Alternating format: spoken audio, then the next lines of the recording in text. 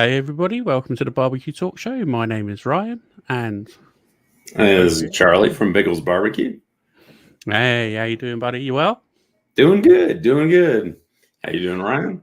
Yeah, pretty good. It's nice to see you again. We had a little bit of a break last week. Had a pre-record which went out yesterday, so that was all nice.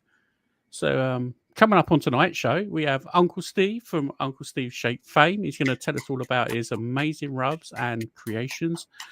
Plus, a good bit of fun on the way, chat and the odd beer, I suppose. First, we better get a full word in about our show supporters. We have the Rusty Barbecue Company. They can bring you an exclusive 10% discount off all of our products.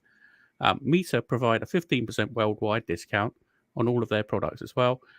And our newest supporter is Glow Baltic Birchwood Charcoal. They can bring you a 10% discount on all of their quality birchwood charcoal. So please head over to the website and check out everything we've got to offer and make the most of it. While you're over there, do rate and review our show on all of the podcast platforms. I'll put my teeth back in a minute. Sorry about that. And please head over, rate and review on Apple. Leave a comment. Tell us what you've been up to or what you've been cooking. And there'll be discount code up on the show notes as well from the show. So as I said, please use it. It's there to be used. So make the most of what we've got. We want you to get some good bits and bobs and save some money. So what we're going to do is call up Uncle Steve and have a chat about all sorts of things. So here he comes. Hey guys, how you doing? Hey, Uncle Steve. Hey, how you doing? Y'all look good today. Doing good. You're looking fit. You're looking trim. Yeah, there's two of us here. We gotta keep that. Got my conscience over my shoulder. Just to make sure I tell the truth. That's awesome. That little, you've got what do we call it? A pillow on your shoulder with your face on, just for people in the podcast. Fantastic thumbs up. You may have seen the said pillow out and about on YouTube videos. It travels. I also have pillowcases, and my dream is to get a really pretty girl, put it on a pillowcase, have her lay down next to it, and the way it's turned, she can just turn and look into it, and then I can take a picture and send it all to all my friends. Look at me, look at me, look at me. That's as close as I'm gonna get to a pretty girl. So. Well, I'm out on that one. I am not a pretty girl. Oh, come on, Charlie. Yeah. So we're going to get you on and talk about all of your fantastic rubs. You've increased the range dramatically since the last time you was on. Yeah, I love it. Also, we've got a little package here. I don't know whether we should do it now or do it a little bit later on once we get into the interview. Whenever you like. That is the miracle package. That's got more. I think go ahead. It's certainly got more air miles than I have, that's for sure. Oh yeah, I believe I mailed it out on May 13th, 5/13, and it took 3 months to get there. Yeah, it went pretty much around the world to get to the UK. It stopped off in the UK for a little while, then went off to Australia for a couple of weeks. It did. It had to take a quick trip. Yeah. Take a detour. I mean, that's like the package you sent to Trinidad as well. That took quite some time. Oh yeah. Because of apparently Trinidad doesn't really do very well. the package to Stephen it was and the same with Ryan. It was almost like I'd text once a week, just laughing. Is it there yet? Could have been. Right. And I sent Stephen a second package, and then finally, it would say, I think Port-au-Prince. It's there in a boat. It's there. It's on somebody's desk. It's on a kind of. But wow. He got it. I mean, that is a problem. So you do ship worldwide. To some degree, and how much of an issue is it to ship out outside of the U.S.? The hardest part is the price. If I were shipping something more expensive, sure, but even to Canada, Canada is a $25 shipping. I use USPS flat rate. Right. They supply the boxes. I know it's tracked. I know it's going to get there. But from the States to Canada is 25. Over to the UK to Australia, that's 37. And when someone wants to try your seasoning, like, oh, I'd like to try an $8 bottle of this and an $8 bottle of that and $16 and I'm going to pay $37 shipping. Now, we offer specials. Right. We have the Love from Above special, and I was thinking of Maddie and Kiki when I thought of Love from Above, because Canada's above the States. And I put a big package together for that and discount it out. I do the same it's a pond swimmer special, just playing on it's across the pond. You got to swim it. Right. And I discount the price there, but it's still tough unless you're ordering 4 big bottles or 6 regular size bottles. I don't even recommend it. I want you to try to have a friend that lives over in London. Couldn't tell you where. And she, anytime she has relatives that come here or she comes here, we load up a suitcase and she takes it back. And, but it's so expensive. And that's just the envelopes, like the envelope I sent you, Ryan. Yeah. When you get into the boxes, a medium flat rate box is $50. Now it'll get there in decent time, or supposed to, but it skyrockets from there. I sent a big shipment down to New Zealand, a company down there that just the owner loved it, had to have it, and I think he paid about $200 just in shipping. And for me, I'm like, man, I love you and I appreciate it. Shipping's tough. It's a tough one. Yeah, I did have an order to Hungary, and as far away as I am from being in school, first thing I thought was, is Hungary still a country? It hadn't changed, hadn't switched around, changed names, so. And then, of course, the first I told that to my niece, who's a sophomore at University of Texas, and she was, yes, it is. And I'm like, oh, now I'm dumb, Uncle Steve. That's all right. But yeah, international shipping is tough. Yeah. I mean, Hungary's still a country, and New Zealand is where they film Lord of the Rings. I don't know if there's an old Zealand, but they're the New Zealand. Yeah. Yeah. Ryan, you've got to know that. Well, if there's an old Zealand, I wouldn't know if there's an old Zealand. I certainly know about New Zealand. For sure. I don't think there is. I think it was just discovered after Australia, It's just. So it's just New Zealand. Yeah, just New Zealand. I presume Zealand must be a place because there's as you say, it's a New Zealand. So by all logic, there must be a Zealand or an old one somewhere. I'm sure Daddy Dutch knows. Oh, for sure. Kent will chime in a minute. He knows. Mm-hmm. He's a man of the world. I wouldn't even say I was. Yeah, I wouldn't even say I was that. Barely a man. Yeah, he's a man. And he lives in the world. I'd go that far. There we go. Olaf in the chat. New Zealand is named after Zealand in Holland. There we go. That's what I was working on. Ulva? I don't want to take a chance on that name. I can't pronounce. I'd butcher it. I have trouble with my own name. Yeah, thank you for the input. He's new moderator for BBQ Talks. Oh, great. Good guy. Great asset to the team. It's good to have him on board. Thank you for joining us. Anyway, so let's I want to open this package. I don't know. I can't. I've waited a long time now. I've even got my knife. All right. So, Charlie, you hit him up with a question. I'm going to try not to cut my hand off while I do this. You're going to have to add a lot if I'll put it on you, actually, just in case you don't want any. Yeah, I mean, like, worst case scenario, Ryan cuts off his hand, and we'll carry on the rest of the interview. Bleeds all over the screen, while he goes away. But you started out with the original shake, and which I'm assuming that was the very first one, and then you started with spicier, which I prefer spicier. Other people say spicy R. Spicy R, yeah. And whatever else. And how do you end up expanding your line? Like, what are your... It was out of the phrase, hey, that tastes good, is constant. The original I've been making for 20 or 25 years. Was that in the bag? Oh, we sound. And we got the Gator Shake is definitely one of the original ones as well, correct? Yeah, it was the original three. Original came first. Been doing that for 25 years.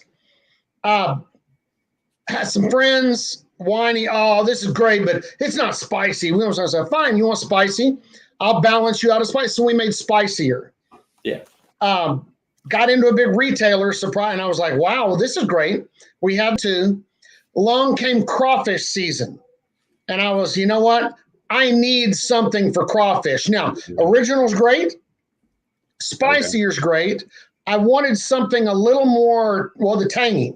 Okay. So mixed up the Gator Shake. Yeah. Got it on the first try. Gator Shake and went, wow, this is it. Stuck with those three for a long time. Right. And then the barbecue season came, and I love sponsoring barbecue teams. I have one that I've been with 25 or 26 years.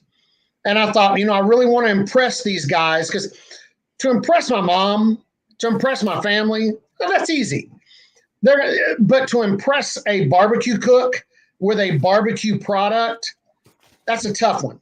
And so I set out to impress my barbecue cooking team.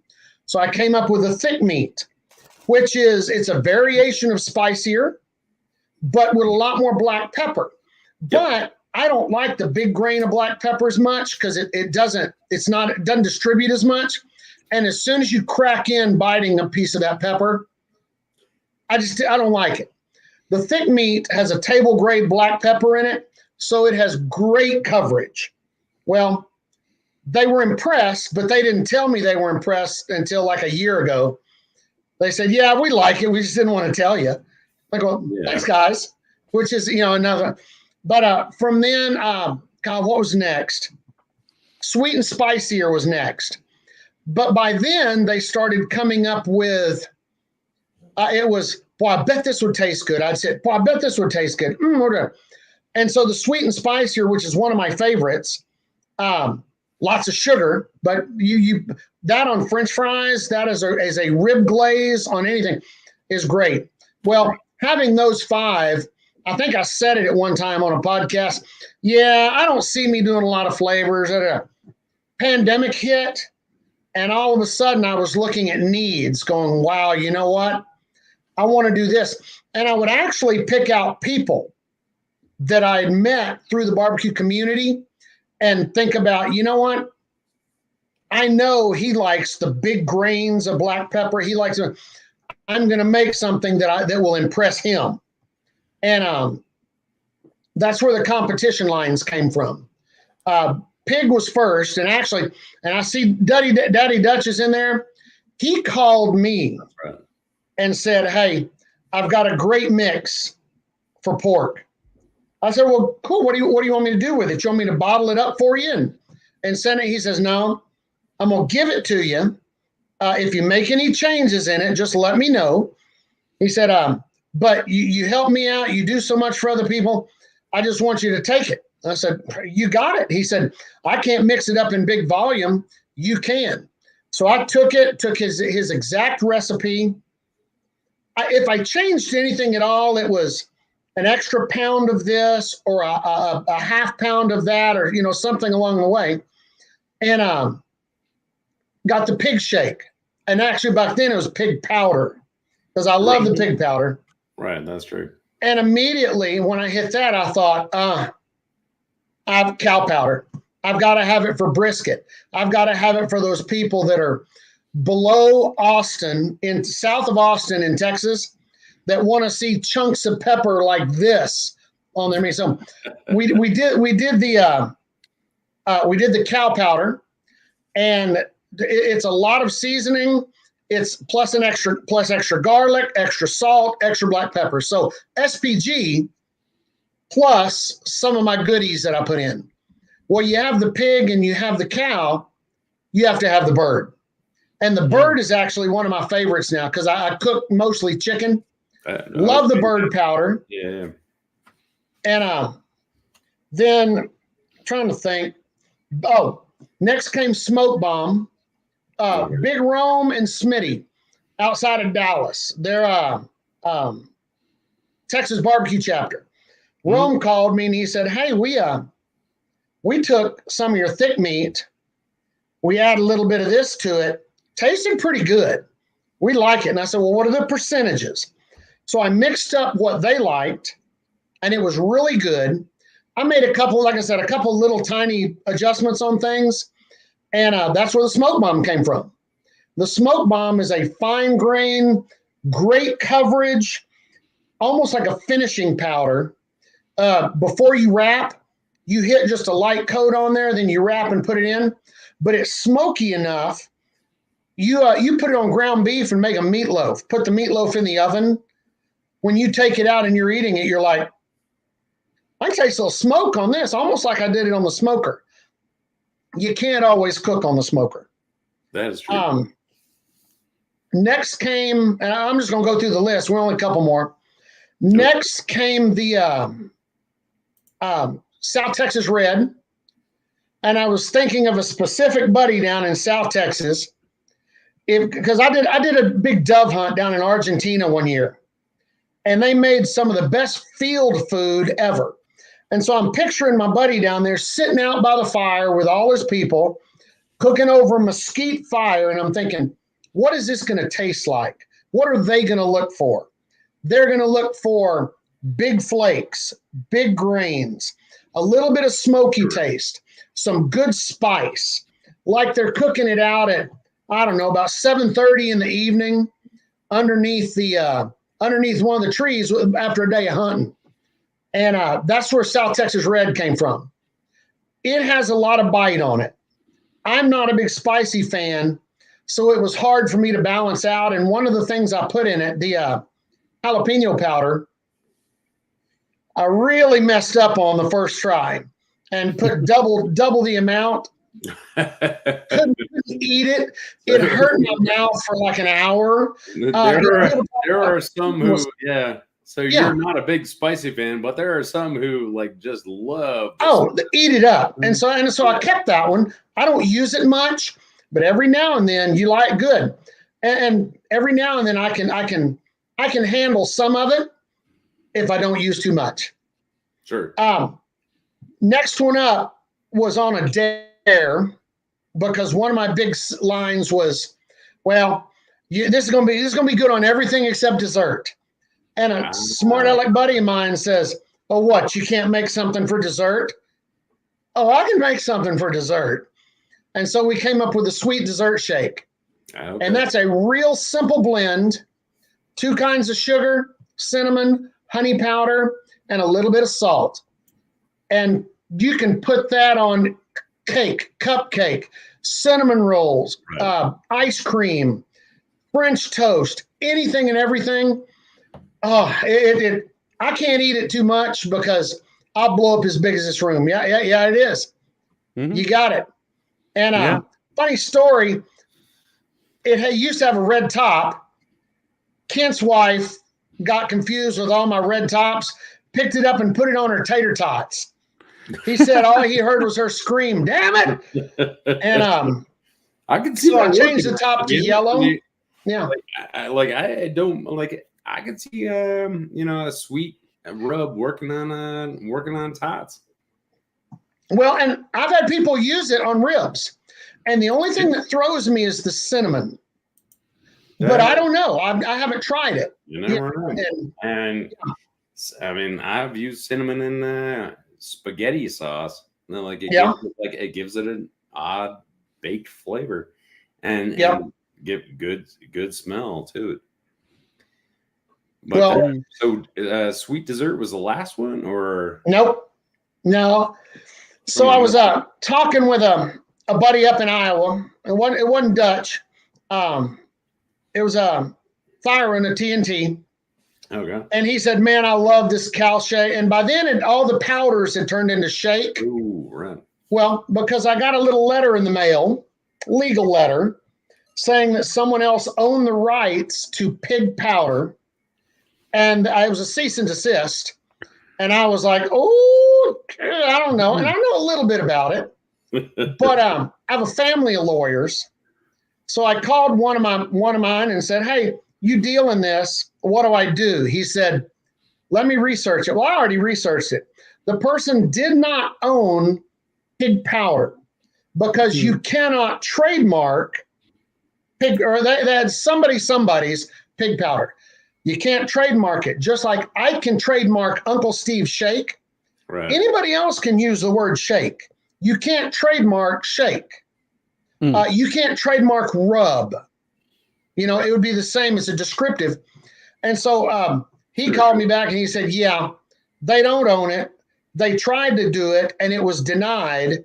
He said, you got this. How much do you want to spend to fight it? And I was like, he said, better question. How much would it cost you to change it? And I said, a month's worth of people adjusting and about $20. Print some labels. He said, change it.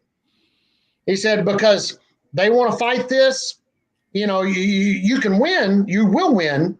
But if you heard the phrase death by lawyer, and that's when you spend 10 grand on a lawyer and win, woohoo! Would I benefit from that? No. So I decided, you know what? I'm going to fall in line. It broke Kent's heart. I know it did. And, but he still calls it pig powder. I still see pig, the powder bottles around, but I had to change the shake. So we got up, I was talking to Thyron. He said, for the last one, he said, man, I love that cow shake. Man, I love it. It has everything. And, I said, what do you do? He says, man, I use it. And I said, what else do you use? Because nobody uses just that. Everybody layers. I said, well, I put a little sugar on it. And I said, all right. And I told you most everybody south of Austin is an SE. Everybody north of Austin usually puts some type of sweet even on their briskets. Just a hint. So I took cow powder or cow shake. I changed a couple of the variables in it and added some turbinado sugar to it. And it's no secret because it has it on the label. And you pour it in your hand and you look at it and you say, well, I see that big golden chunk of sugar. That is the Lucky Shake. And I marked it as an all-purpose because it's just unbeefy enough where you can use it on pork. You can use it on chicken, but it's beefy enough for the big grains of pepper and that type to use it on a big brisket too. So we marked that as an all-purpose. But so that's the last one. That's 12. I don't see any more coming.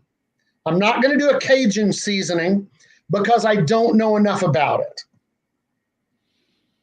Because that was the last thing I was asking. Oh, do a Cajun. Yeah. I'm enough. I mean, there's a million different ways you could go. You could go Cajun. You can go, jerk seasoning. You could go, I have enough right now. The second I said that, I know something's going to pop into my mind. Do you have any sort of rubs in your sauces in your arsenal to let unleash to the public yet, or you? Not to the public. Doing sauce is a more difficult process, and for every good seasoning, there's 2 or 3 good sauces. And I have a sauce. It's a sweet and spicier sauce. And it is exactly that. You eat it and you say, oh, there's a little sweet there. Oh, there's a little spicy there. And that's it. It's a well-balanced, I would call it a barbecue sauce, but it's an anything sauce. It's a dipping sauce. It's thick enough to use for a glaze, thin enough to use for a sauce. I make it in batches myself and will occasionally mail out a jar. My problem is with it, everybody that gets it, of course, oh, this is great, man, this is great. Oh, we love it. I need somebody to tell me the truth. Of course, I kind of take it when I don't hear from somebody, I take it that they either didn't like it or it was just average. And really it is. There's nothing that's going to take Josh's in one of his last videos. Nothing's going to shoot confetti out of your butt. But to me, it's awesome. Well, thank you, Max. and I can eat it all day. It doesn't have a bad aftertaste. It won't give me heartburn. I can sit there and eat it. Some sauces, you have 4 or 5 bites and you're full. You're done with that part. This one, you can just keep right on rocking. So does it have like your sort of like the original shake I flavor running through season it with my spicier, plus some other stuff. Yeah. Oh wow, yeah. I bet that's something. I bet that's a tasty old sauce by the sounds of things. Anything with that spicy are in, that's like, yeah. That's I'm looking at Dutch right now. Kent's never lied to me, and that's one of the things I appreciate. I could very much believe that. Kent's a good guy, you know. Oh yeah, a lot of time for Kent. I haven't seen him so much lately, but it's good to have you in the chat, mate. Thanks for coming along, and everybody else as well for joining in. Now, I've opened up this package, Steve. Yeah, I have a notice in there from the Australian Border Force. In the package? Yeah. So I'm going to give a little background. That package literally took 3 months. It went up to Chicago, and it sat in Chicago for almost 3 weeks. And then it went to UK, and it was in UK for a week, and then we lost it, and then it pops up in Australia. And I'm like, somebody just grabbed this little package and threw it in a box, going the opposite direction. But finally, what does the letter say?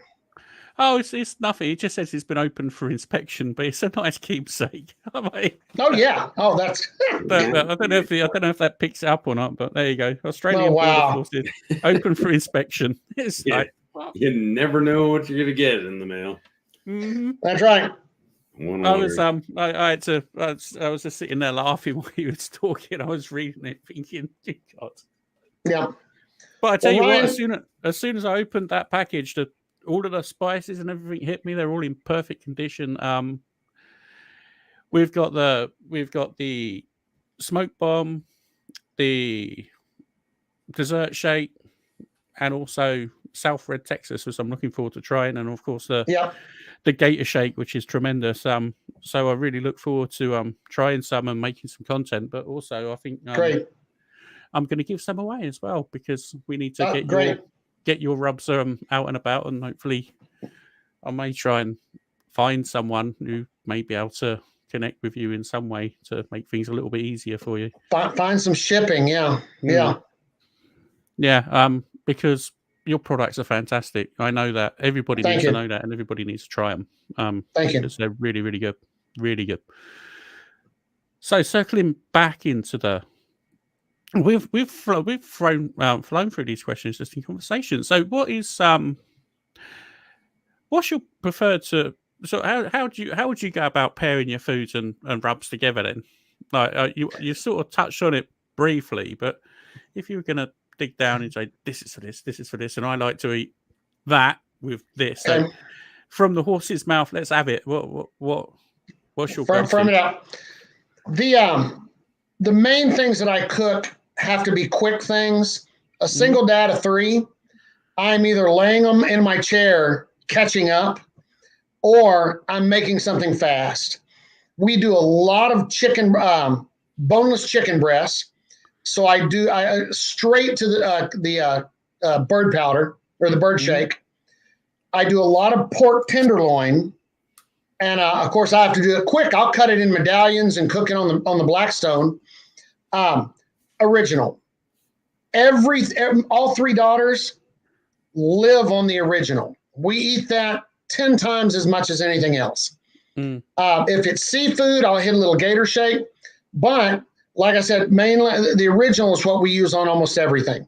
And that's vegetables, starches.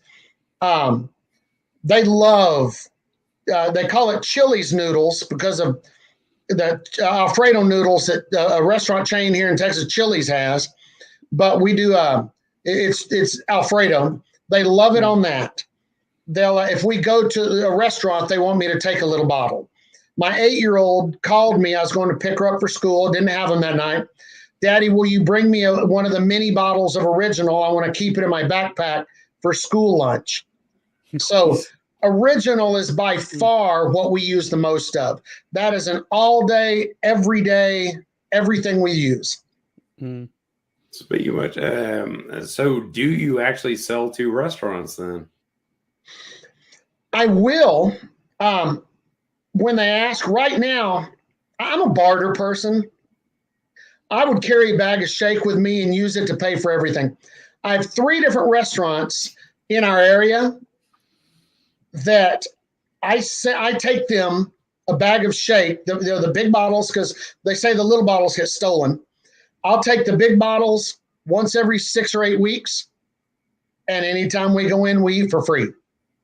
So it's kind of a neat little swap off. We'll go in. There's a special breakfast place we love in Houston. They keep it out on the tables. Their patrons look for it now. They'll call, hey, people are complaining. We need this and this and this. So I'll take the flavors in. It's a hamburger joint and breakfast joint. And I'll take it in and a $25 or $30 meal. Now, granted, that's what they would normally charge. Their cost might be $5. And in exchange, I'll give them about $5 worth of shake cost-wise. Sure. Maybe 10. So I can't say I'm getting it free because I'm paying for it in shake, but I don't have any that do on a regular wholesale basis. All of our wholesale stuff are mom and pop shops and then a couple of big chains. If I recall right, you kind of started out, or like at least kind of had like a big start from Buc-ee's. Buc-ee's, and that was, it was great. And I'll say right off the bat, I don't make much money off of Buc-ee's. But what I don't make, and I sell a bunch. With this year, we'll probably do 8,000 to 10,000 bottles just at Buc-ee's. And that's a nice little. So that's some good coin. I love the exposure in Buc-ee's. They have the best wholesale price of everybody I sell to because they order the most.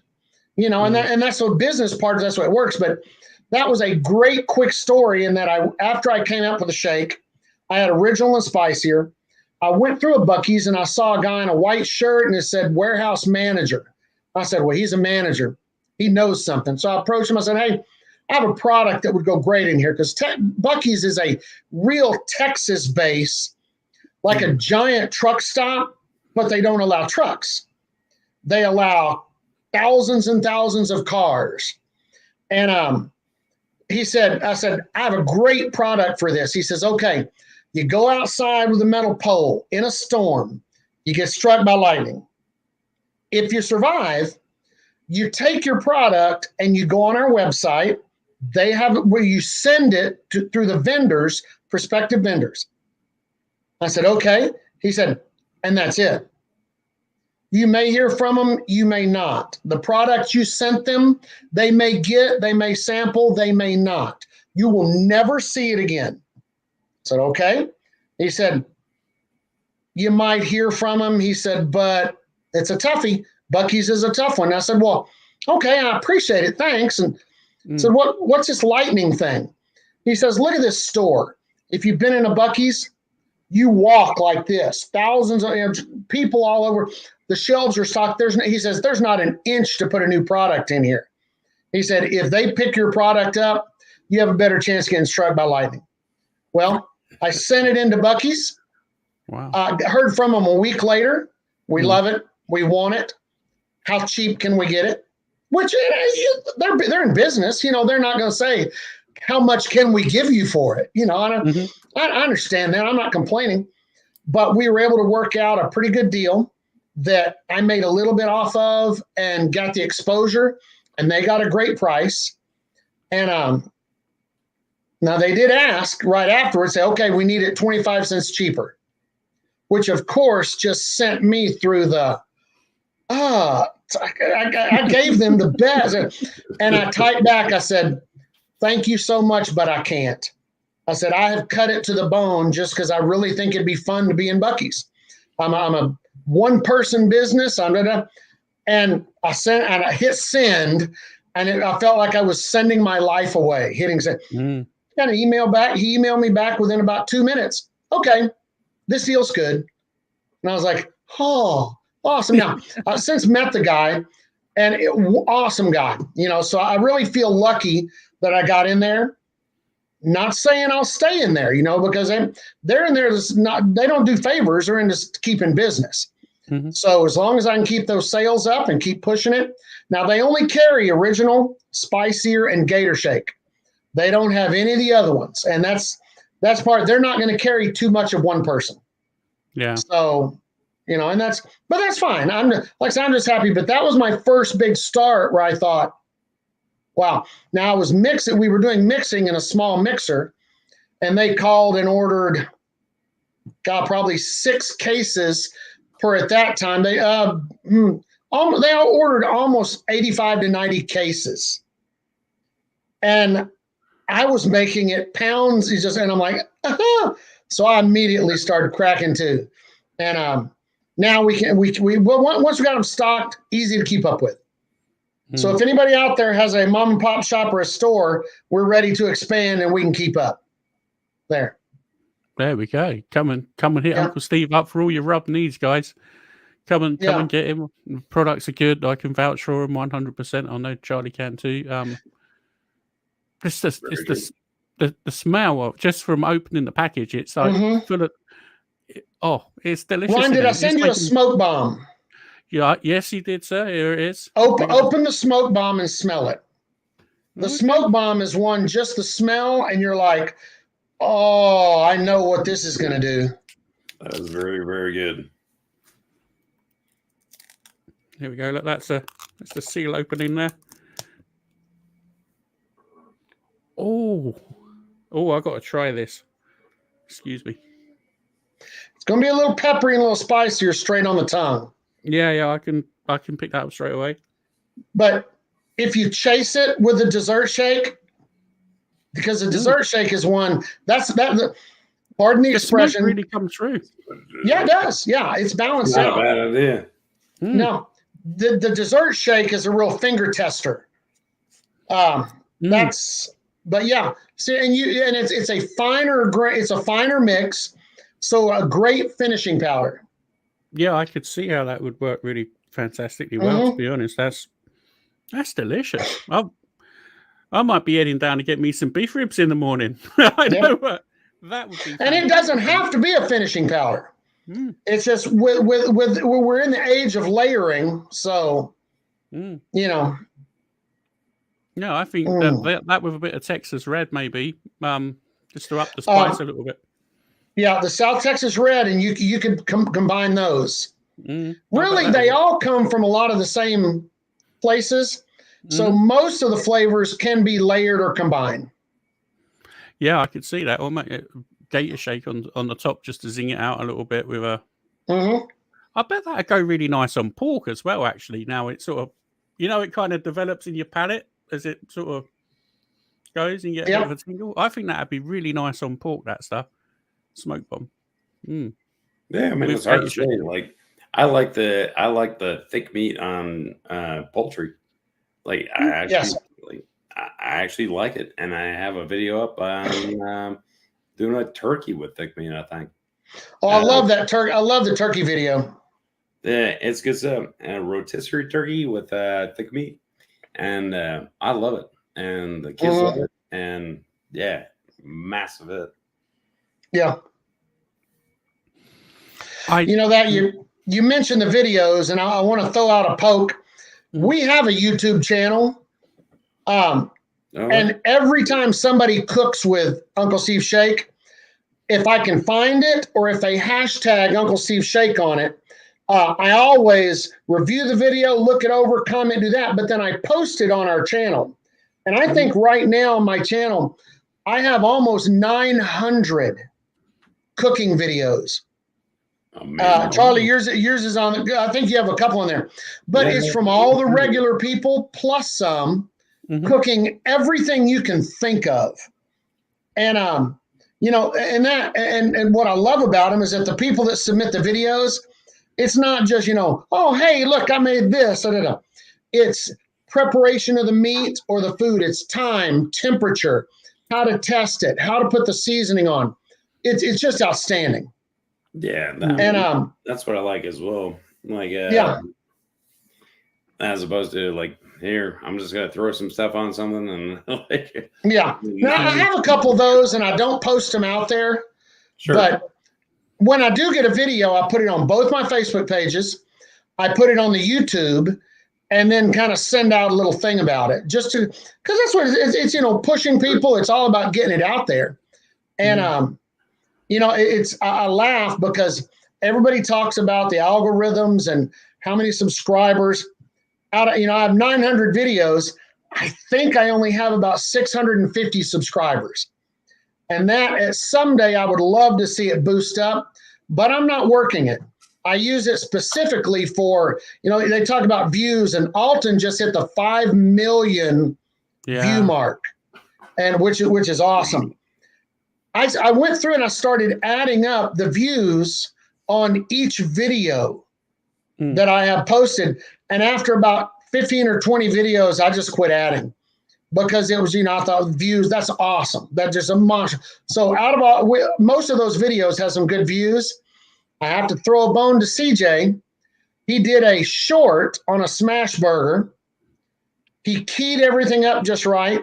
There's like a 3 or 4 second spot where he holds up a bottle of cow powder, cow shake. So I got my props. That video is over 2.5 million. And for me to sit and think of course, now CJ probably watched it himself, like, 2,000 or 3,000 times. But to think 2 million people saw the front of my bottle, they saw my product being used by a reputable chef, reputable cook. Sure. And you can't beat that. I couldn't beat that knocking on doors, giving out free samples. So yeah, absolutely true. Yeah. But yeah, I wanted to pitch this. Of course, everybody that's watching has been to the channel because they're all on it. But at some point, I would love to see that grow a little bit, but I know I have to work it. I'm a little busy right now mixing great flavors. For sure, yeah, that's it. That's your number one thing. You're like the Willy Wonka of the rub world at the minute. The sort of stuff you're turning out is it's superb, mate. There's no two ways about it. Well, and a lot of it's very distinctive. A lot, it's not just a basic rub. Everyone has its own personality. Mm-hmm. Yeah. Well, there's as you said, there's definitely a core flavor from the original. You can always taste the original on some of the original sort of like set you put out, but equally as well. From what I just tasted of that smoke bomb, that was amazing. That's very good. Yeah, it's really very really good, nice. And you can use it on like I say, thick meat is supposed to be on beef. You can use it on whatever you want to do, and I actually do like it on chicken. I'll ask you. Do I have time to ask a controversial question? Yeah, if you want. All right. So you use MSG. Yes. And it's one thing, like, the myth has been busted.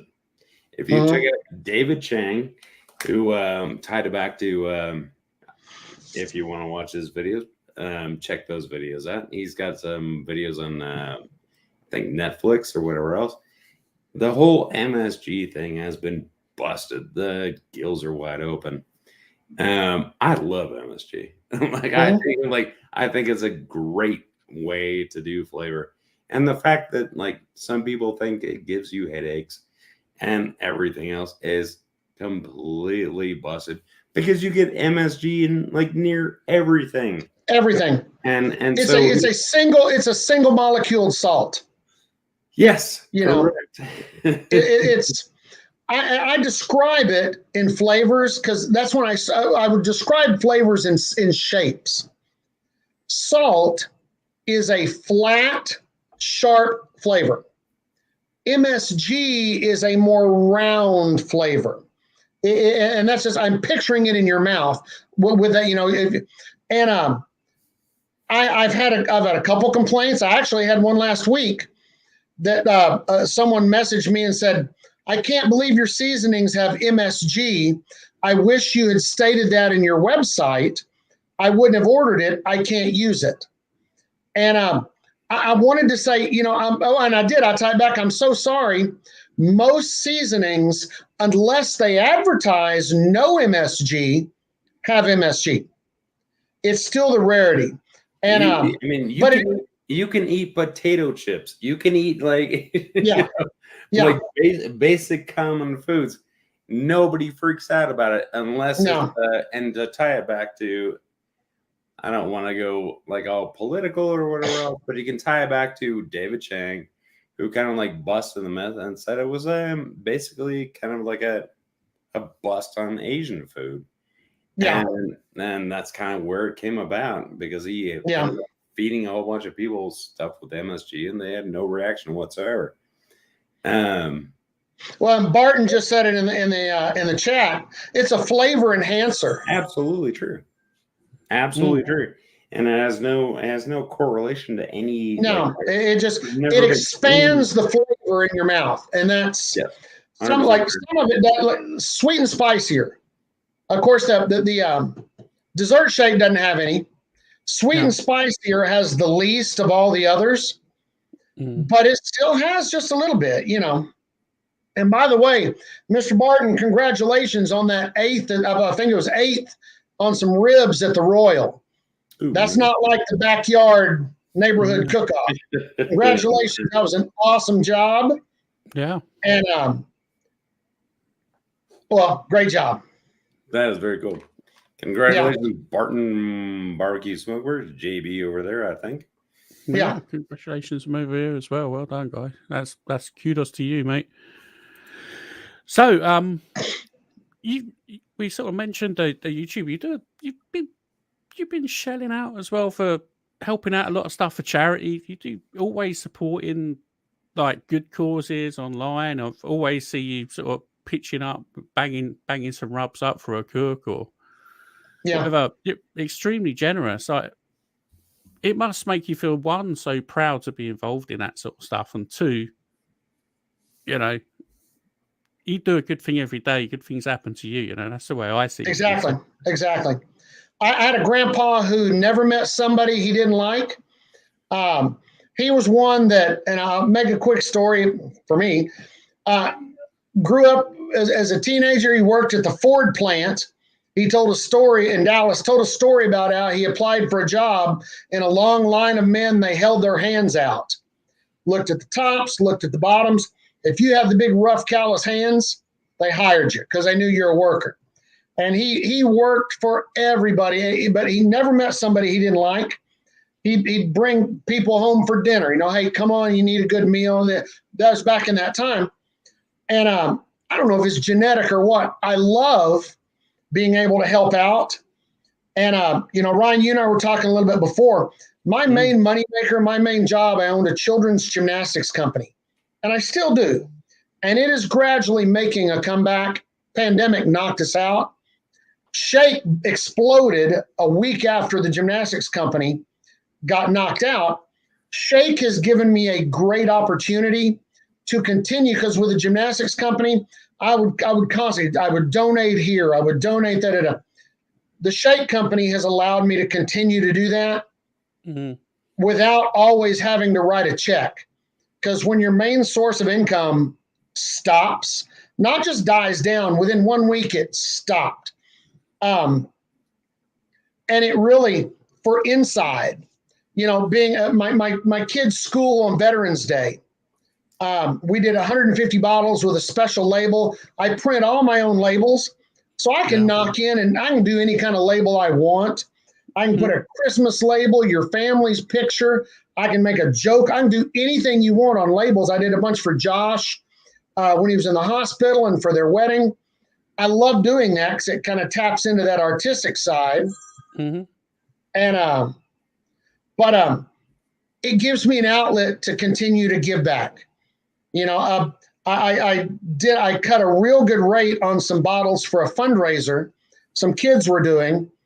I insisted, though, I said, look, this has to be a fundraiser where the kids actually do something. I don't like begging. I don't like when they have kids beg on fundraisers. I want some action. If you're going to get out and you're going to work and you're going to do something, I'm going to do what I can to help you. Cook-offs, when it's a fundraiser or benefit for somebody, Johnny Maggs and some of those guys up in the cold north, when they do a fundraiser, they do them all the time. Fundraisers for this child or that child or this person. They do all. If they don't call me, I get a little bugged about, hey, what, you don't like my stuff?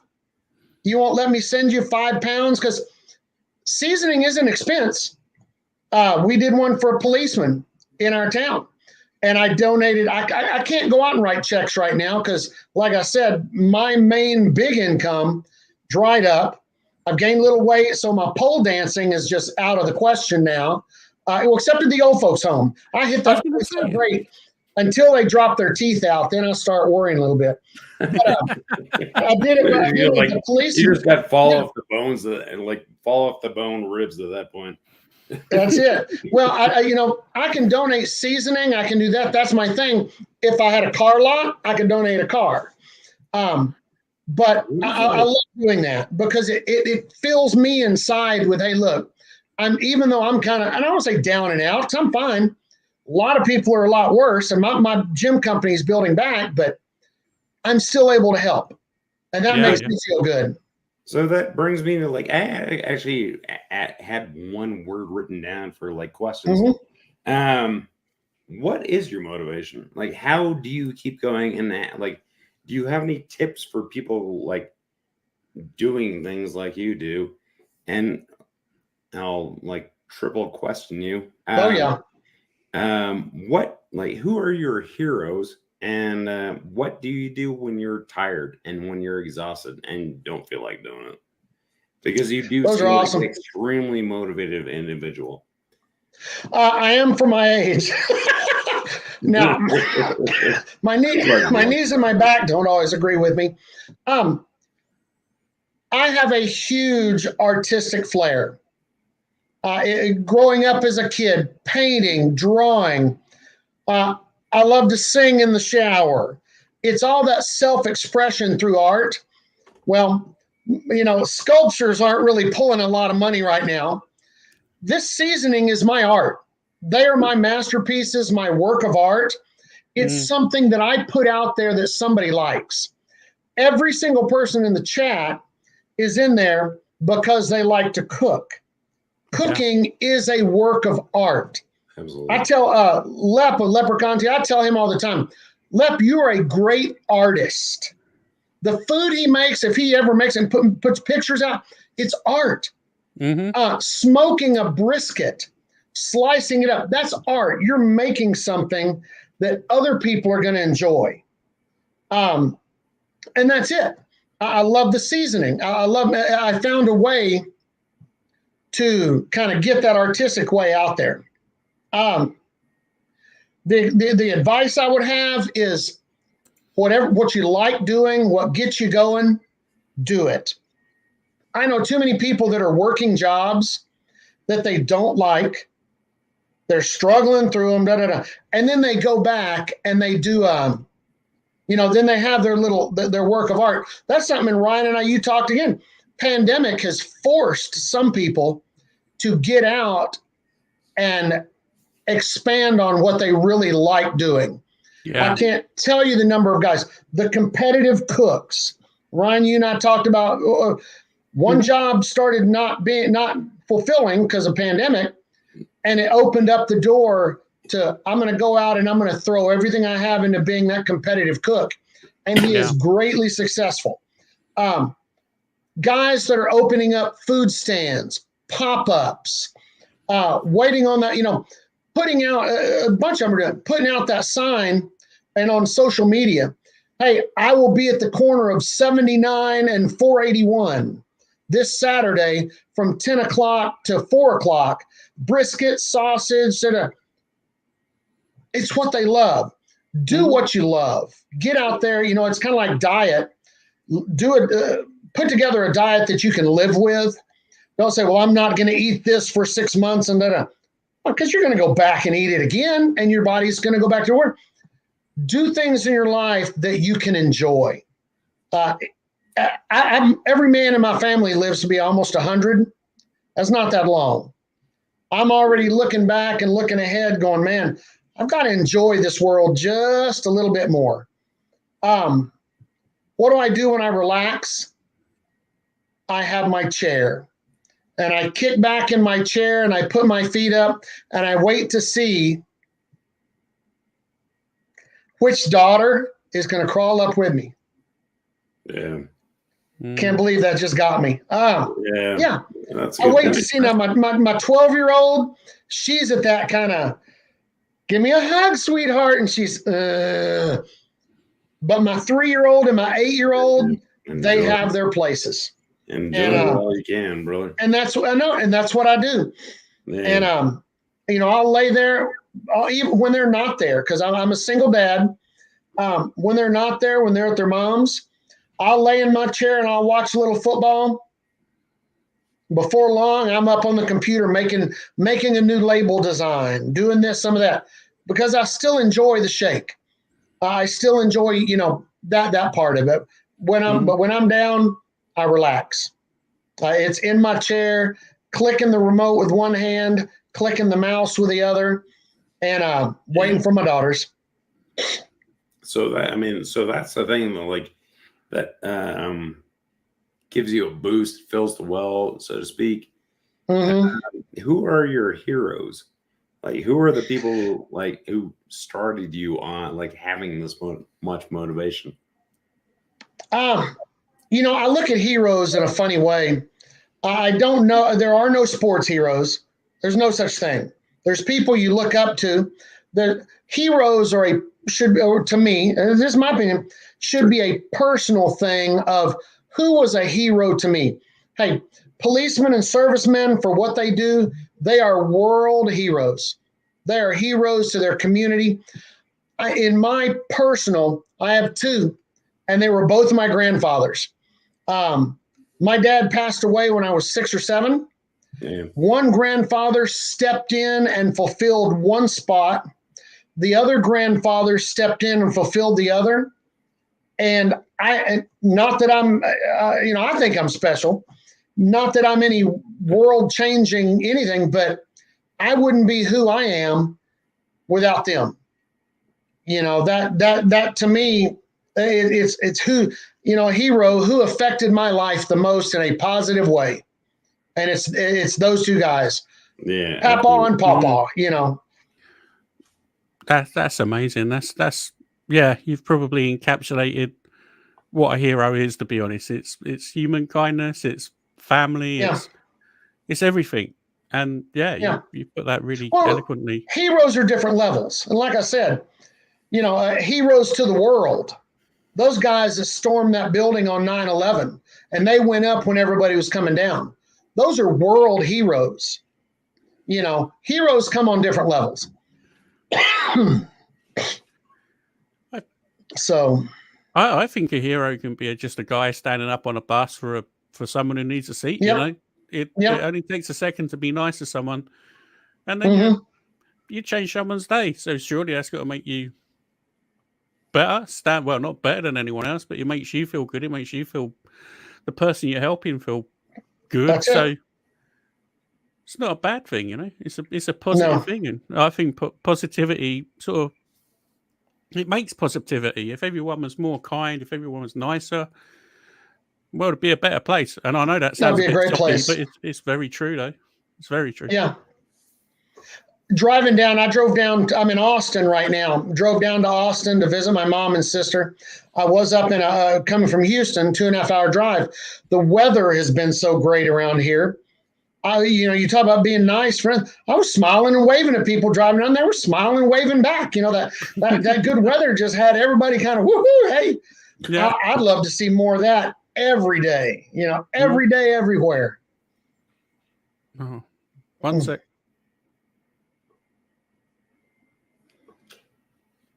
All right. My other question. So you have a whole bunch of friends in Austin. How often do you visit people around Texas and around the area? Do you end up cooking with them? Mainly, I don't, and I'd love to. Mainly with the 3 daughters, our time is limited as far as when we can go here, and I can't just load them up in the car anytime. One, because of school, I have to arrange it with the other side. Man, that fun stuff, which no one should ever have to go through that when you have kids, but it is what it is. We try to get down to Austin about once every 2 months. It's going to be a lot more because I took kind of a life risk. I usually have 3 jobs: my gymnastics company, my seasoning company, and I'm the youth and aquatics director at a big country club in Houston. And after 26 years, the job has slowly outgrown me. It's outgrown one person. I needed a good summer job, and it was expanding to, from beginning of March until the end of October, which is not a summer job, and it's a constant. It's in the hotel and restaurant management field. Those people work crazy hours. Anyway, the job outgrew me, and after 26 years of giving it everything I had, I announced my retirement. Now, that took away some income that I may need. It wasn't the best time. I actually got benefits through that job, my medical, my 401k, that, and it took that away. And it was a big risk for me, but I almost felt like I had to, because it was absorbing me. It was taking too much away from my daughters. Sure. And the proof, I told my 8-year-old daughter, I said, "Sweetheart, I'm retiring from the club." And she immediately burst into tears. Man. What are we going to do over the summer? and it hit me, because they would get to go out there with me some. And it hit me. That's all she knows about what summer is. Going to work with daddy at the club. No family vacations, no go here, go there, no travel. Well, cutting back to the story, because I've done that now, I will be able to get down here to Austin a lot more. I'll be able to go to a lot more of these cook-offs. Best part of the seasoning company, I get invited to cook-offs every single weekend. I can't go. Well, guess what? I'm going to start hitting the circuit and showing up and, "Hey, I'm Uncle Steve. Can I have a taste?" That I don't care what seasoning you used. Make me a plate. Well, I mean, I'll tell you, there's motivation and there's over motivation, and sometimes you need to know when to dial back a little bit. Yeah, just because you can do a job doesn't mean you need to. There were 2 or 3 jobs at that particular club that I could have filled that would have more time. Sure. And just because I can do it doesn't mean I need to. I have to look at the number 1 job, and that's my 3 girls. That's correct. For sure, yeah. Now, granted, I did the brilliant act of jumping on the internet 3 nights ago and looking up some health insurance, because without those, and there's special ones for small businessmen. I'm going to fit into one of those categories, but I had to get it myself. And I was very careful. Health insurance and loan refinancing. You don't enter any information because it immediately hits every person in the world. I entered my name. I entered my address, because health insurance is different per areas. No phone number, no email, none of that. And then halfway through it said, "I'm not going through this," got out.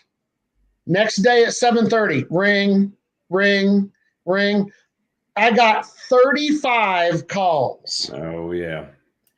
On number 20, I talked to the lady and I said, "Ma'am, I've actually already asked y'all to take me off that list twice." I said, "You have a beautiful voice." And she says, "Thank you." And I said, "I was going to keep you on this line for an hour and ask you every question imaginable. And then I was going to say, well, I'm really not interested right now. Thank you," and hang up. I said, "But I'm not going to do that because you have a wonderful voice. I know you're doing your job. Please take me off that list." So the next day, I only got about 10 or 12 calls. And then I've only gotten about 10 or 12 today 3 of them during this podcast. On the way here, I would open, and they're all from the same area code, meaning the same, Right. the same auto dialer. Yep, Yeah, I get those too, and I don't understand it. Like, like the same area code and the same prefix. Mm-hmm. And, it's you can put me on a list, and within 30 minutes, I'm getting calls. Why can't you take me off that list in 30 minutes? So, but anyway, so I'll be doing the health insurance dance before long, but wrapping it back up. I had to take care of my girls. I had to give me more spare time. Sure. And it's giving me more time for the shape business. I'm gonna try to expand this out a little bit. I think you're positioned well to do it, to be honest. For sure. There's no way. Well, it's going to be again another positive cycle. You're going to be able to get out to the competitions. You're going to be able to meet more people. Get your face out there. Get your person to person and meet them physically. So that's going to again cycle up and push things out, isn't it? So yeah, good, cool. All right. I've met more great people through doing this than anything else. Through my sports, through everything. I've met so many great people through the barbecue community that will do everything they can for you. That'll give you their secrets, that will do everything, that'll share and become, a couple of James with Aim 'em and Claim 'em, everybody's brother this and brother that. And it's true. It's brother Ron and brother Charlie, it's like a brotherhood. Yep. And I just love it. I love it. No, it's absolutely true. And even Harry Sue said, I'll share anything with you. And I may share everything with you, but you're not going to do it. So, I can share you all you can do it in the backyard, you can do it in wherever else. And that's totally fine. But you're not winning competitions on it. And very, very true. Very true. And that's one, even in the competitions, the pit determines flavor also. And you can follow someone else's exact recipe, exact time. If you don't have the exact same cut of meat, which you won't, and if you don't have their pit, you're not going to get that flavor. Each pit gives a little distinct flavor to it. So, Sharon, that's what I won't give people percentages of my seasonings, but you know what's in it. It says it right on there. Yeah, you're gonna make it yourself. Yeah, well, it was James. He said we could go out and get. In fact, let's say dessert shake, 5 ingredients. You can go out and buy all that stuff yourself and make it. Why? I don't charge that much for it. You get it perfectly balanced, pre-made in a beautiful handheld shaker. Yes, you do, and there's some right here. Look. All right, you got it. Open it and finger test it. Oh, I can't. I'll finger the whole bottle. Hey now. Not in that way, but it's good. So, no, you got the two. Is there 2 different types of sugar in there? One feels more coarse than the other one. Yeah. Cinnamon. And when you put it on ice cream, the less coarse tends to melt in a little bit. The more coarse gives it a nice little crunch, but not too much crunch to hurt your teeth. It's really good. It's so good. It's insanely nice. It's good. Speaking of which, what did you have for dinner this week? What is the best thing you made for dinner this week? Okay. The best thing I made was simple, and it's according to, again, with 3 kids, what I can make fast. Yeah. 2 of the nights this week, it's actually Saturday night and then last night, we did a neighborhood movie. I have a 16-foot wide screen. And back in my casino days, when I would take whatever I won and buy the things that most people won't buy, I bought a wide throw HD projector. So I run a cable line out my window. hook it up to the changer, hook it up to the projector, 16-foot wide screen that mounts on my garage. And we did a movie night. We did one last night. Well, on those nights when I'm doing a lot of work like that, I have to whip up something fast. It was a real simple, because the girls love it. It's a chicken Alfredo. I thin slice some boneless chicken thighs. I love the chicken dark meat. Light meat can just get dry. The dark meat, so I sliced it out real thin. Cooked that up with a little bird shake. Boiled the what are they? The round noodles, peanut. Anyway, boiled it with the noodles. Did a nice Alfredo sauce, half out of a jar, took it out of the jar, and then added to it. Because I said, again, I'm not going to make it from scratch when I can get basic scratch in a jar and then touch it up with seasonings. Lord knows I have plenty of those. So did that and then added the chicken and added that to it, stirred it up and made a big one dish, which some people call it casserole. In Texas, it's a one dish because you just make it all in one dish. Stirred it up, plopped it out on a plate, and it was the girls were just, oh my God, this is so great. Oh, just loved it, you know. Well, that sounds awesome. I mean, that sounds like I have a really good, if I can say it, white trash casserole, where I stir in a chunk piece of chicken and some broccoli and some cream of mushrooms, some cream of celery, which I actually love. A whole bunch of cheese in there, and then chuck it in the oven. Throw on some take a bag of potato chips, mash it up, put it on top. It is just. Oh yeah. Wow. It sounds awesome. Yeah, I mean, you're not going to see it like Gordon Ramsay, but hey, man, it's dang good. So dinner, the next time you do any kind of fried chicken, stick some Cheez-Its in a little Ninja mixer. Use that for your breading. Yeah. Ooh, nice. Just a little just something to change up. Just some cheese. Hey, there's every flavor of potato chips out there and Snack Cracker. I do that with the same boned, de-skinned chicken breast. We'll roll those through and fry them, and it's outstanding. Oh, absolutely. I mean, you get everything from a Korean barbecue flavored potato chips to you name it. Yeah. That sounds really something. I wouldn't mind trying that. A bit of we call them crisps over here, not chips, but smash them all up, get them on your chicken and a bit of bread and breaded stuff and fry them up. That sounds good to me. You can oven bake it. You can do chicken breast. Yeah, I'm not as crazy about chicken breast because it never cooks exactly evenly. Because there's always the point at the end and the big thick part, but the boneless, skinless chicken thighs roll out to a flat rectangle. But you can do that, bake it in the oven with that stuff. Little smoke bomb will make it taste like you cooked it out on the grill. Sounds like a fantastic idea to me, mate. I can see a TikTok video coming somewhere. And, I'll put that up and tag you in it. Please do. Oh, and that's the thing. Anybody that does videos, please tag me, hashtag me, do whatever. Because it's too hard. I don't have the time to go through every single video.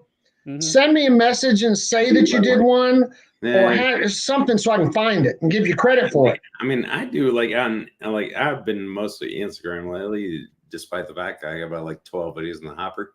But then I need to edit up. But yeah, I'm mostly Instagram, throw some really wacky music on it. And just do a 6 minute some or whatever else. But yeah, for sure I always end up tagging you if I use a seasoning, which I do quite a bit. But I have a little OCD. I'm not 100% down with Instagram, TikTok. I throw out videos and I throw some crappy music and I'm this is gonna be the best thing. I just crack up dying laughing. You're not into the video production? Because it's For YouTube, I actually do like it, but for TikTok and Instagram, it's just like, all right, throw out of it and throw something like whatever, like jank song they have on there, and my kids are laughing at me hi hat, and they're like, what have you done here? Yeah. Throwing random effects and stuff. I'm like, all right, whatever. Who cares? Mm-hmm. But on YouTube, yeah, for sure. I don't have the high production value of anyone, but I do like doing. I prefer YouTube over the other things because you get to know people and you get to experience along with them. Yeah. I think everything I do comes out on my phone. You know, I'll knock something out on my phone. Whose happy birthday did I do? It was Josh's. I did a happy birthday for Josh when I was in the shower.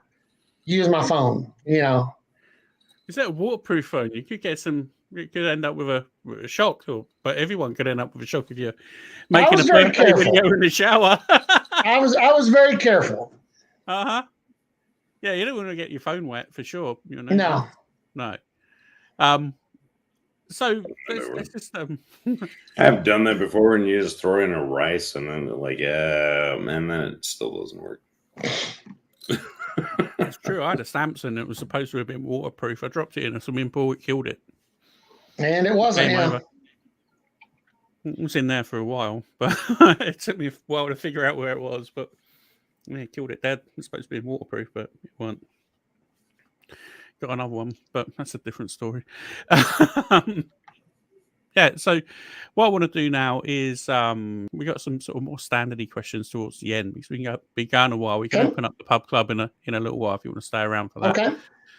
So what's the most sort of exotic meat you've eaten? Exotic meat or food you've eaten, Steve? What's that?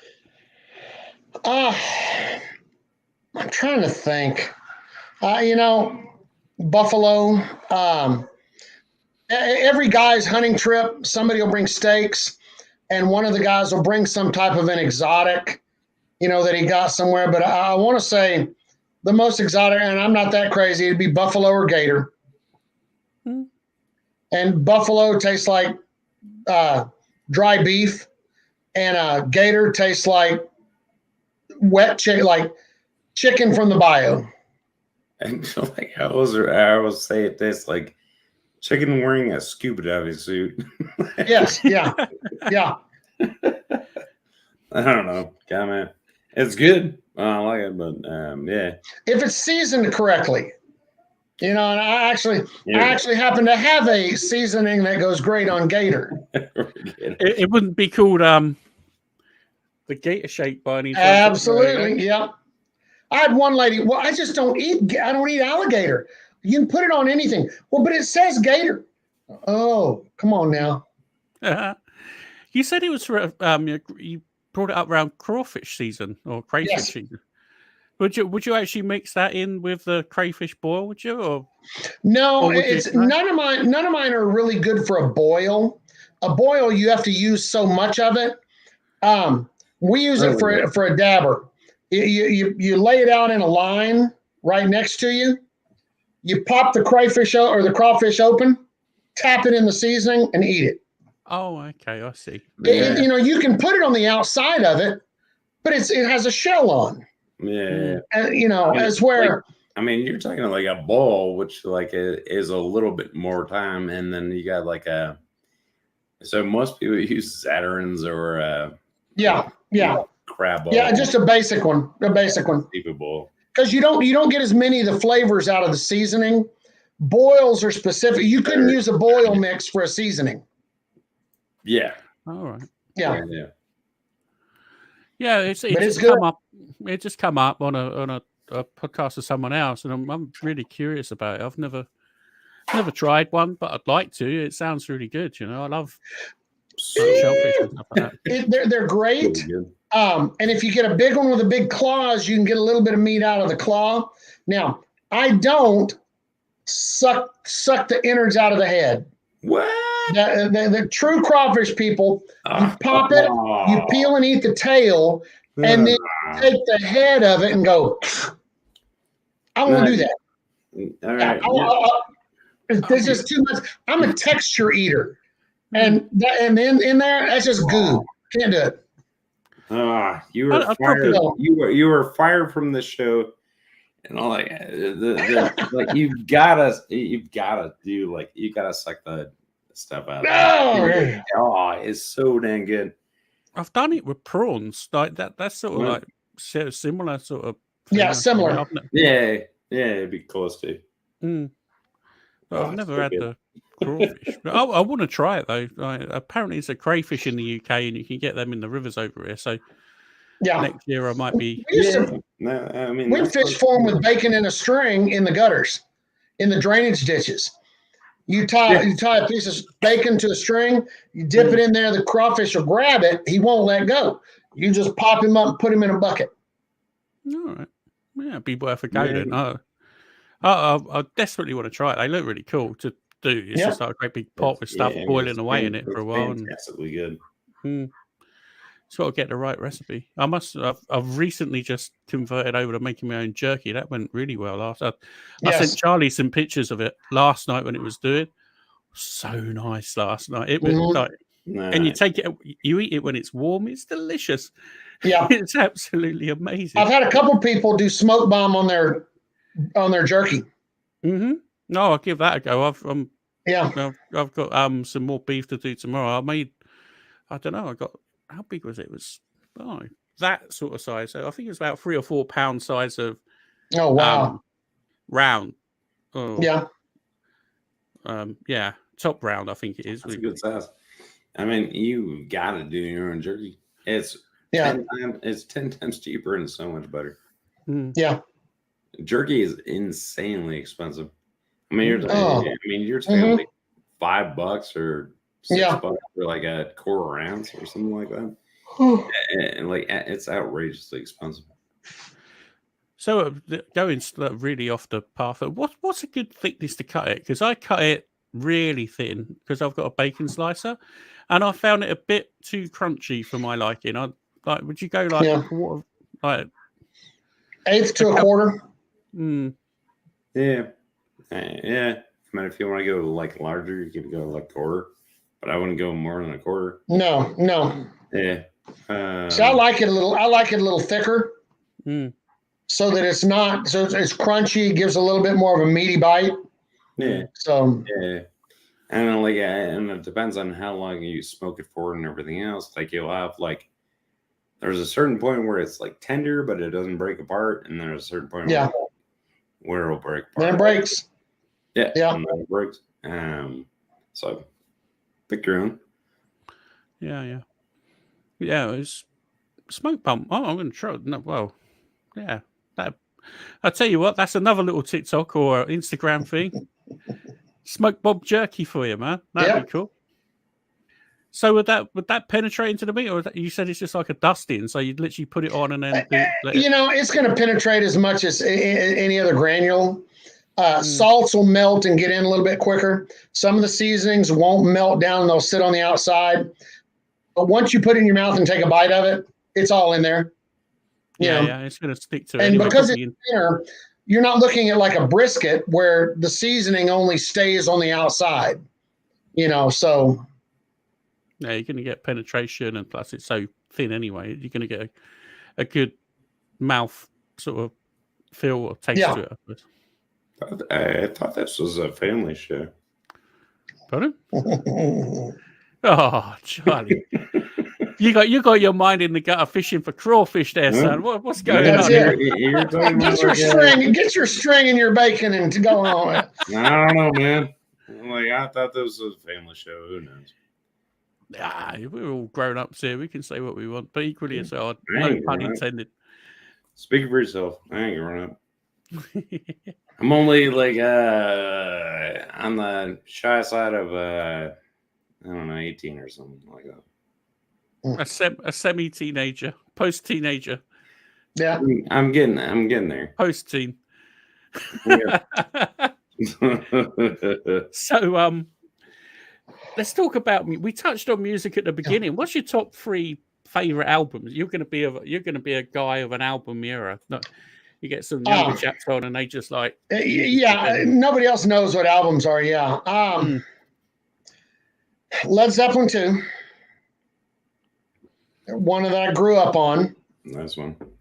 ZZ Top Fandango, but the album, not the CD. When they digitized it for the CD, you lost something in it. And really, as far as full album, it's like the second, I can't remember the name of the second Garth Brooks album that came out was real good. I grew up a lot on country, but also rock. So, yeah, that's nice. That's a Not good. bad. those are probably the first two are my two favorites. Not bad. Not bad. That's cool then. So, we're gonna slip. Actually, Charlie's got a question that I actually remember to ask someone last time. Can you remember what it is? You normally ask people, who would you like to see on the show? Oh yeah. Who would you like to see next on the shows? You know, I have all my regular favorites that are all good buddies. I really enjoyed Johnny Maggs and Greg had Bill on, and I enjoyed that. And it's just because it's good to get to meet Bill. Yeah.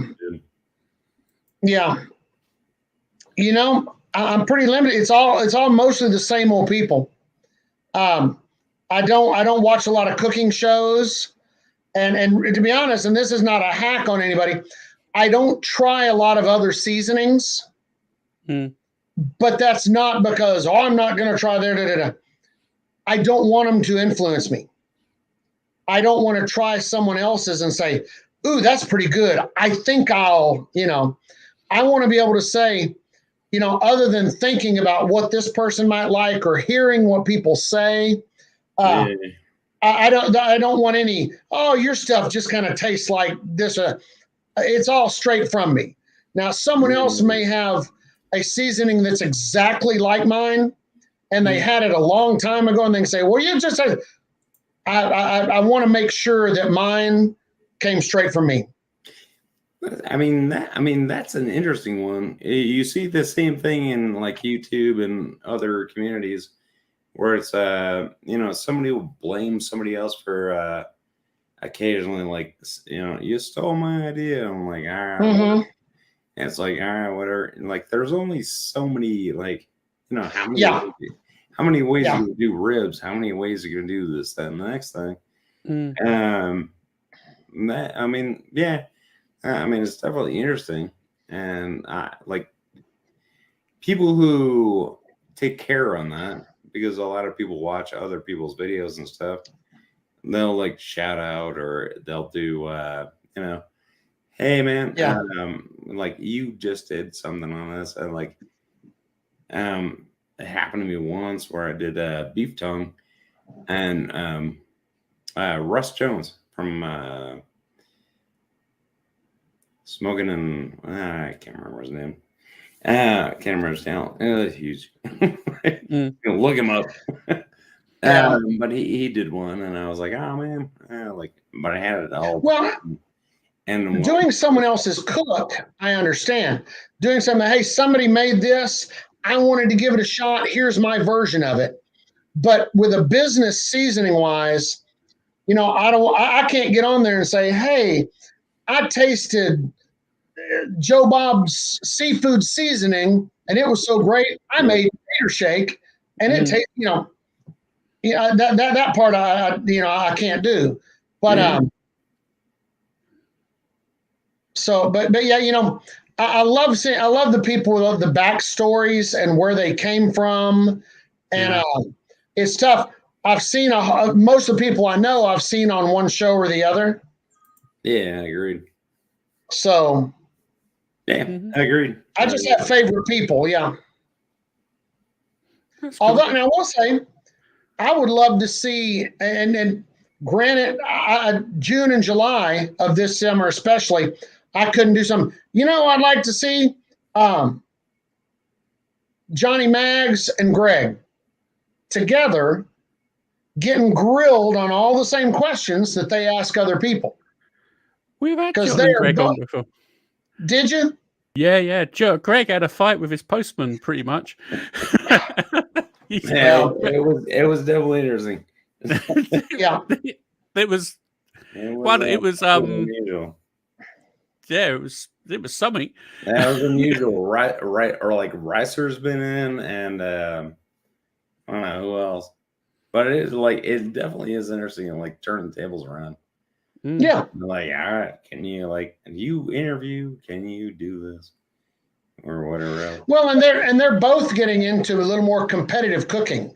Greg Yeah. especially is getting they're starting to get into a lot more competitive cooking and branching out with some of his own stuff and Greg sure. won first place ribs or something at the week. pull the first place ribs. Yeah. Yeah, that was pretty cool. Well done, Greg, and long may it continue. And his catering business is going from strength to strength as well. That smoker he's got from Backline, good God! Oh yeah. Tasty thing. And all the cooks he's doing a spot on, and John's YouTube, and obviously the podcast, and they're sort of like, wow, I love those two guys, and they're great people. Yeah, and bunch of fun. Real good fun. Like first time we had Greg on, he was running. We got him so drunk he was running around the garden after his dog.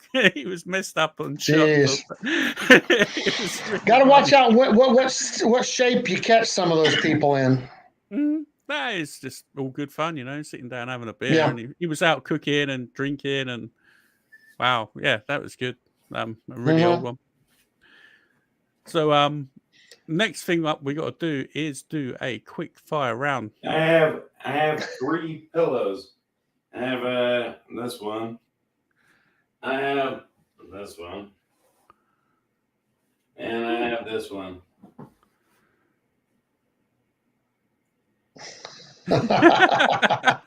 Now, where in God's name is my Uncle Steve pillow?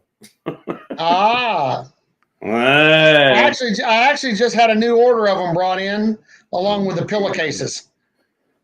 But now next I'll probably get sheets, full size sheets with my body imprint on them, touched up, of course, touched up.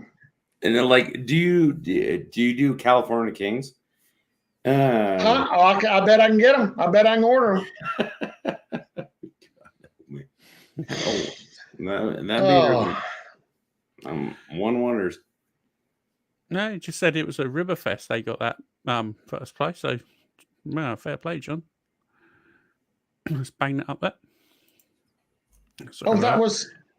He got the first place ribs at Riverfest, apparently. Why did I think Riverfest was this coming weekend? I don't Mags, know. I see on there. Is Riverfest this weekend or was it last weekend? Well, we'll see. Yeah. One never knows. Maybe he arrived early. It was like, I'm going to start drinking. That's how he won. He was the only one there. It's tomorrow. Wow. It's tomorrow. Yeah. Well, Mags has that sewn up. He has that sewn up. He's making something special. Every confidence in the guy. He's a pro. Yeah. I'm the only person who can call him Maggie and get away with it. Otherwise, he's gonna like find you and like hunt you down and find you. I've got a good thing in between us. It's called the Atlantic. I'll be fine. Don't go. Yeah. That's good protection. Like no, but the thing is, like, he's a mailman, so he can cross that boundary. It posts You'll himself get a package at some point, and you won't like it. I'm pretty sure I would. Anything from John would be good. He's a good guy. I know. Be careful. No harm would come to me from brother John. That's not from Mags. OCD. Right. So what we're going to do now is enter into a round called the Hot Fire Cues. I don't know if you heard of them. I wouldn't say they're I wouldn't even say they're legendary. His assassin lives in Maggie is a smart dude. Mm-hmm. There's no flies on him, mate. That's for sure. Don't mess with him, man. Mm-hmm. So, what we're going to hot fire cues round. What I'd like you to do is think of a question. Why we're asking you these questions? You haven't seen them, but the thing is, they've all been added by past guests. So, we'll ask you a question. Answer with the first thing that comes into your head.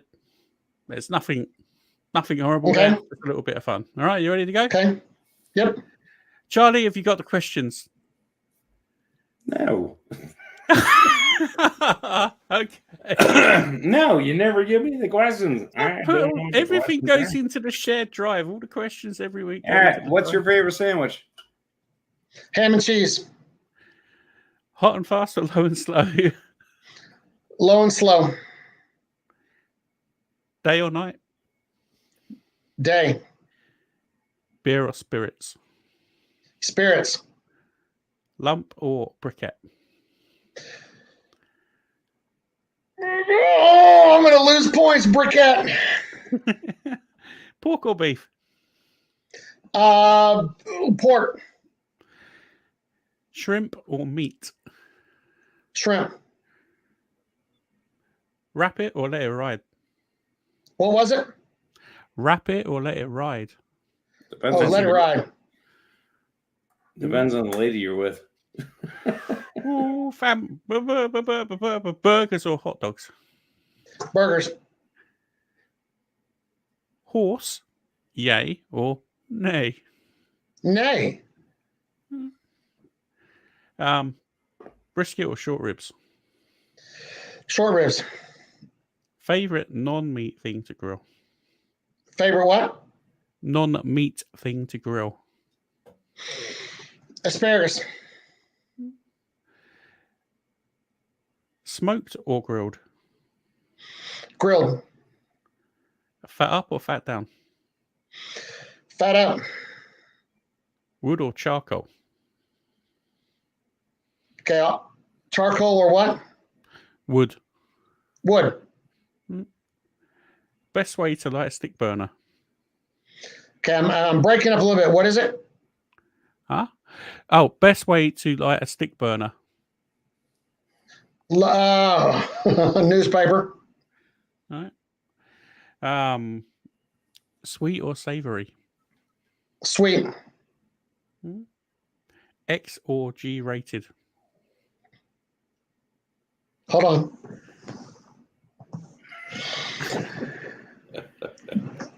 In public or private? Whatever. I'm going to say G because X tends to intimidate me a little bit. All right, fair enough. It's just camera angles, apparently. Oh, okay. Yeah, that's what I had. Favorite holiday? Christmas. Foil or butcher paper? Foil. Scrape or jacquard chicken skins? Pardon? Scrape or jacquard chicken skins? Straight. And look at me when you said that. When I said pardon, I leaned forward like I'd be able to hear it better. I do that all the time. So, biscuits or gravy or shrimp and grits? Biscuits and gravy with thick meat. Mm-hmm. Brine or no brine? No brine. All right. So that concludes the end of the hot fire round. Loved it. If you'd like to add a question, that would be fantastic. Okay. That can be You're about a good 50-50. Somewhere around there. Well, and even on the last one, the brine or no brine, I had a buddy of mine that would soak his meat in Italian dressing, which a brine to me is you're soaking it, you're soaking in whatever, you're doing a soak. And that's all you can taste. I like the meat. I want to taste the meat. Sure. And that's even with seasonings. I don't want a seasoning that's overpowering. If I'm eating steak, I want to taste the steak with a little enhancement. So like the Italian dressing brine is really popular. I don't know where that started at. I mean, it's the same as like my nemesis, 3-2-1 ribs, which I think suck. Yeah. But yeah, the Italian dressing thing. It's old school. Mm. All right, I'm gonna think of a good question, but it's not popping up to me right now. That's all right. But I'm gonna get you one. Okay. Right, so that's the end of the formal interview, Steve. If you can let us know All right. all about your social medias and where we can find you, and all about your lovely rubs and all that sort of good stuff. Let's have it now. And get it out there YouTube is Uncle Steve Shake. Facebook is Uncle Steve Shake. Instagram is Uncle Steve Shake. You can also get me on Facebook under Steve Brown. Real easy, STEVEBROWN. But they all have the same picture of that tremendous. my boy. Yeah, what creepy Uncle Steve. My new That's he was nicknamed Creepy CJ, nicknamed Creepy Uncle Steve. And I went, oh man, I worked hard on scanning that and cartooning it and then getting the wrinkles out. And Creepy Uncle Steve. You're never good off as an uncle.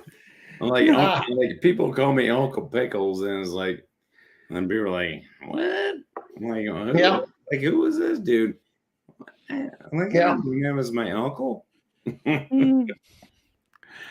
Yeah. Okay. So we got you across all of the platforms. That's really cool.